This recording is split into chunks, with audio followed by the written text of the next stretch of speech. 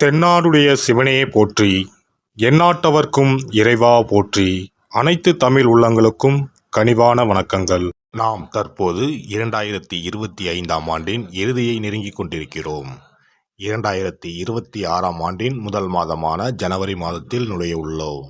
நிகழும் ஸ்ரீ மங்களகரமான விசுவாச ஆண்டு மார்கழி மாதம் 17ஆம் நாள் திரியோதசி திதியில் ரோகிணி நட்சத்திரத்தில் சுபம் நாமயோகத்தில் கௌளவம் கர்ணத்தில் சித்த யோகத்தில் வியாழக்கிழமை அன்று இந்த மகத்தான ஜனவரி மாதம் பிறக்கின்றது. இந்த மாதத்தில் பல கிரகங்கள் தங்களின் நிலைகளை மாற்ற உள்ளன. ஜோதிட சாஸ்திரப்படி ஜனவரி 1, 2026இல் கிரகங்களின் சிறப்பு சேர்க்கையால் உருவாகும் மிகப்பெரிய யோகமான சங்கோண யோகம் ஒரு சில ராசிக்காரர்களுக்கு மங்களகரமானதாகவும் அதிர்ஷ்டமானதாகவும் வாழ்வில் புதிய வெளிச்சம் தருவதாகவும் அமையும். ஜனவரி மாதம் 13ஆம் தேதி செல்வத்தின் அதிபதியான சுக்கிர பகவான் மகர ராசிக்கு செல்ல உள்ளார். ஜனவரி மாதம் 15ஆம் தேதி கிரகங்களின் தலைவனாக கருதப்படும் சூரிய பகவான் மகர ராசிக்குள் நுழைய உள்ளார். ஜனவரி மாதம் 16ஆம் தேதி கிரகங்களின் தளபதியான செவ்வாய் பகவான் மகர ராசியில் சஞ்சரிக்க உள்ளார். இம்மாதம் அதாவது ஜனவரி 17ஆம் தேதி புதன் பகவானும் ஜனவரி 18ஆம் தேதி சந்திர பகவானும் மகர ராசிக்கு செல்ல உள்ளனர். இவ்வாறு ஜனவரி மாதத்தில் கிரகங்கள் தங்களின் ராசியை மாற்றுவதால் அதன் தாக்கம் அனைத்து ராசிக்காரர்களின் வாழ்க்கையிலும் காணப்படும். குறிப்பாக சில ராசிக்காரர்களுக்கு அதிர்ஷ்டம் பிரகாசிக்கப் போகிறது. இதன் விளைவாக தொழில் மற்றும் வணிகத்தில் நல்ல முன்னேற்றம் ஏற்பட போகிறது. அதே சமயம் ஆரோக்கியமும் சிறப்பாக இருக்கப் போகிறது. மேலும் சில ராசிக்காரர்களுக்கு கண்டமும் காத்திருக்கிறது. உயிர் போகும் ஆபத்து கூட வரலாம். எச்சரிக்கையாக இருக்கவும். யமனே எதிரில் வந்தாலும் சிவனின் அருள் இருந்தால் எதிலும் வெற்றி பெறலாம். சிவ வழிபாடு கர்ம வினைகளை அளிக்கும். இந்த கிரகங்களின் பெயர்ச்சியால் இம்மாதம் உங்கள் வாழ்வில் நடக்க இருக்கும் சுப மற்றும் அசுப பலன்கள் என்ன என்பதனையும், அசுப பலன்கள் ஏற்படுமாயின் ராசிக்காரர்கள் செய்ய வேண்டிய பரிகாரம் என்ன, வழிபட வேண்டிய தெய்வம் யார் என்பதனை பற்றியும் விரிவாக காண்போம். பிறக்கப் போகும் இம்மாதத்தில் உங்கள் வாழ்வில் வளமும் நலமும் செல்வ செழிப்பும் பெற்று வாழ்வின் உயரிய நிலையை அடைய எல்லாம் வல்ல எம்பெருமானை வேண்டி விரும்பி கேட்டுக்கொள்கிறேன். ரிஷபராசி அன்பர்களே, இந்த மாதம் நினைத்த காரியத்தை செய்து முடிக்கும் சூழ்நிலை உருவாகும். பண வசதி கூடும். தெய்வ சிந்தனை அதிகரிக்கும். வாழ்க்கையில் இருந்த அதிருப்தி நீங்கி பிடிப்பு உண்டாகும். எதிர்பார்த்த தகவல் வந்து சேரும். இடமாற்றம் உண்டாகலாம். எதிர்பாராத திடீர் செலவுகளும் உண்டாகும். தொழில் வியாபாரத்தில் திடீர் செலவுகள் ஏற்படும். எதிர்பார்த்த லாபம் குறையும். புதிய ஆர்டர்களுக்காக கூடுதலாக அலைய வேண்டியிருக்கும். உத்தியோகத்தில் இருப்பவர்கள் கடுமையாக உழைக்க வேண்டியிருக்கும். குடும்பத்தில் அடுத்தவர்களால் திடீர் பிரச்சனைகள் தாய் தூக்கலாம். உங்களது கருத்துக்கு மாற்று கருத்து உண்டாகலாம். கணவன் மனைவிக்கு இடையே மனம் விட்டு பேசுவது நன்மை தரும். பிள்ளைகளிடம் கவனமாக பேசுவது நல்லது. பெண்களை பொறுத்தவரை மனதில் இருந்த சோர்வு நீங்கி உற்சாகம் உண்டாகும். எதிர்பார்த்த தகவல் சாதகமாக வந்து சேரும். பணவரத்து கூடும். மாணவர்களுக்கு கல்வியில் முன்னேற்றம் காண்பதில் ஆர்வம் உண்டாகும். மனதில் உற்சாகம் ஏற்படும். நட்சத்திர பலன்கள். கார்த்திகை நட்சத்திரம். இந்த மாதம் கடந்த காலத்தில் உங்களை விட்டு சென்றவர்கள் விரும்பி வந்து சேர்வார்கள். உறவு பலப்படும். தொலைபேசி தொடர்பு மூலமாக சிலர் புதிய தொழில் ஒப்பந்தங்களை ஏற்படுத்தி லாபம் தேடும் முயற்சியில் ஈடுபடலாம். குடும்பத்தில் மகிழ்ச்சிக்கு குறைவு இருக்காது. சுப நிகழ்ச்சிகள் இடம்பெறும். ரோகிணி நட்சத்திரம். இந்த மாதம் சில அத்தியாவசிய தேவைகளுக்கு செலவு செய்ய பண பற்றாக்குறையை சந்திக்க நேரலாம். ஒரு பிரச்சனை முடிந்ததும் இன்னொரு பிரச்சனை உருவாகலாம். ஆனாலும் மகிழ்ச்சியாக இருப்பீர்கள். உங்கள் பிரச்சனைகள் எவ்வளவு இருந்தாலும் தோல்வியும் தோய்வும் இல்லாமல் சமாளித்து ஜெயிக்கலாம். மிருகசிரிசம் நட்சத்திரம். இந்த மாதம் எடுத்த காரியங்களில் உடனே வெற்றி ஏற்படும். சில காரியங்களில் தாமதமாக வெற்றி ஏற்படும். உங்கள் விடாமுயற்சிதான் உங்களுக்கு வெற்றியை தேடித்தரும். பழகும் நண்பர்களை எடை போட முடியாது. வெளுத்தது எல்லாம் பால் என்று நம்பும் உங்கள் பெருந்தன்மையை கொஞ்சம் ஒதுக்கி வைக்கவும். கனகதாரா சோஸ்திரம் பாராயணம் செய்து வர பண தட்டுப்பாடு நீங்கும். குடும்பத்தில் மகிழ்ச்சியான நிலை உண்டாகும். சிறப்பு தொகுப்பு.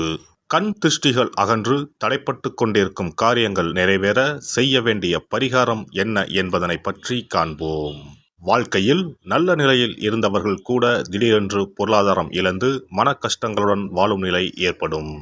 இந்த நிலை எதனால் ஏற்பட்டது என்று ஆராய்ந்து பார்த்தால் பெரும்பாலும் அவர்களின் மீதான கண் திருஷ்டிதான் காரணமாக இருக்கும்.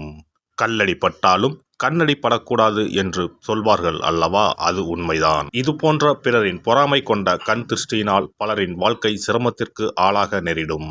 இது போன்ற கண் திருஷ்டிகளிலிருந்து எப்படி தப்பிப்பது? இருக்கவே இருக்கிறது எளிதாக கிடைக்கும் ஊமத்தஞ்செடி. தெய்வ சக்தி நிறைந்த செடியாக கருதப்படும் ஊமத்தஞ்செடியின் காய், பூ, இலைகள் என அனைத்தும் தீய சக்திகள் விரட்ட பரிகாரத்துக்கு பயன்படுகிறது. பொதுவாக ஊமத்தம் காய்க்கு கெடுதலை அகற்றக்கூடிய சக்தி உண்டு. நம் வீட்டில் உள்ள எதிர்மறை சக்தியை அகற்றுவதற்கு ஊமத்தங்காய் தீபம் சிறந்த பரிகாரமாகிறது. தெய்வீக மகத்துவம் நிறைந்த ஊமத்தங்காய் மற்றும் பூவையும் எடுத்துக்கொள்ளுங்கள். வீட்டுக்கு அருகில் இல்லை என்றால் நாட்டு மருந்து கடைகளில் கிடைக்கும். இந்த 2 பொருட்களையும் மஞ்சள் தண்ணீரை கொண்டு நன்றாக கழுவி விடுங்கள். சிறிது நேரம் அவற்றிலுள்ள ஈரம் போக ஆறவிட்டு பிறகு அவற்றை ஒரு மஞ்சள் துணியில் குலதெய்வத்தை வேண்டி ₹1 நாணயத்தோடு சேர்த்து முடிந்து வீட்டின் நிலைப்படியில் கட்டி தொங்க விடுங்கள். இந்த முடிச்சை வெள்ளிக்கிழமை அல்லது ஞாயிற்றுக்கிழமைகளில் தயார் செய்து வாசல் படியில் கட்டுவது சிறப்பு. தினமும் வீட்டில் தீபம் ஏற்றி காண்பிக்கும் போது இந்த முடிச்சுக்கும் காண்பிக்கவும். இதேபோல் ஊமத்தம் இலைகள் கிடைத்தால் அந்த இலைகளை சுத்தமான மஞ்சள் தண்ணீரில் கழுவிவிட்டு அவற்றை கொண்டு வீட்டில் இருக்கும் விநாயகருக்கு திங்கள் கிழமைகளில் தொடர்ந்து அர்ச்சனை செய்து வர வேண்டும். ஊமத்தம் பூவையும் விநாயகருக்கு சூட்டலாம். 3 வாரங்கள் தொடர்ந்து திங்கள் கிழமைகளில் விநாயகருக்கு ஊமத்தை இலையால் அர்ச்சனை செய்து ஊமத்தம் பூவை சூட்டி வழிபட்டால் வீட்டில் உள்ள கெட்ட சக்தி நடமாட்டம் மற்றும் கண் திருஷ்டிகள் தீரும். ஊமத்தம் செடியும் சிவபெருமானுக்கு உகந்த இலை ஆகும். இந்த ஊமத்தங்காய் வைத்து சிவபெருமானுக்கு தீபம் ஏற்றி வழிபடுவதன் மூலம் நமது பிரச்சனைகளில் இருந்து எளிதாக விடுபட முடியும். முதலில் 2 ஊமத்தங்காய்களை எடுத்துக்கொள்ள வேண்டும். அவற்றின் மீது முட்கள் இருப்பதால் மிகவும் கவனமாக கையாள வேண்டும். ஊமத்தங்காயின் காம்பு பகுதிகளை வெட்டி கொண்டு கத்தியை பயன்படுத்தி ஊமத்தங்காயின் உள்ளே இருக்கும் விதை பகுதியை முழுவதுமாக நீக்கிவிட வேண்டும்.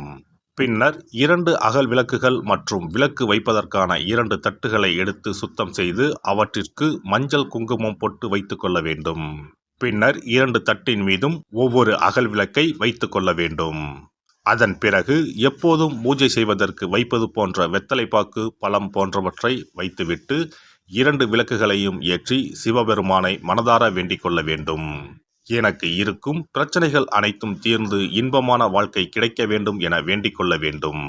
இந்த பூஜையை வெள்ளிக்கிழமை அன்று தொடங்கினால் தொடர்ந்து 9 வெள்ளிக்கிழமைகள் செய்ய வேண்டும். ஊமத்தங்காயின் மீது எவ்வாறு முட்கள் இருக்கிறதோ அதுபோல நமது வாழ்க்கையில் இருக்கும் முட்கள் போன்ற பிரச்சனைகளை அவை தீர்த்து வைக்கின்றன. இந்த பூஜையை நாம் தொடர்ந்து செய்து வருவதால் நம் மீது இருக்கும் கண் திருஷ்டிகள் அகன்றுவிடும். தீராத துயரங்கள் தீர்ந்துவிடும். பணம், நகை நம்மிடம் பெருகி வரும். சிலருக்கு கையில் சுத்தமாக பணம் இருக்காது. வறுமை தாண்டவமாடும். கடன் தொல்லையால் கஷ்டப்படுவார்கள். பண பிரச்சனையில் சிக்கி கொண்டிருப்பவர்கள் இந்த தீபத்தை ஏற்றினால் 3 வாரங்களில் நல்ல பலனை பெற முடியும். தொழிலில் நல்ல முன்னேற்றம் இருக்கும். கடன் பிரச்சனைகள் தீரும். உறவினர்களிடையே பகைமை இருந்தால் அவையும் மறைந்துவிடும். நோய்வாய் உள்ளவர்கள் இந்த தீபத்தை ஏற்றுவதன் மூலம் நல்ல பலனை பெற முடியும். பொதுவாகவே எந்த பரிகாரம் என்றாலும் அதை முழு நம்பிக்கையுடன் செய்தால் மட்டுமே முழு பலன் கிடைக்கும் என்பதை நினைவில் கொள்ளுங்கள். எல்லாம் வல்ல இறையருளால் நீங்களும் உங்கள் அன்பு குடும்பமும் உடல் நலம், நீலாயுள், நிறை செல்வம், உயர் புகழ், மெய்ஞானம் ஓங்கி வாழ்க வளமுடன். இந்த வீடியோ பதிவு உங்களுக்கு பிடித்திருந்தால் லைக் பண்ணுங்க, கமெண்ட் பண்ணுங்க, ஷேர் பண்ணுங்க. மறக்காம சப்ஸ்கிரைப் பண்ணுங்க. பக்கத்துல இருக்கிற பெல் பட்டனை கிளிக் பண்ணுங்க. நன்றி, வணக்கம். ஓம் நமச்சிவாய. சிவாய நம.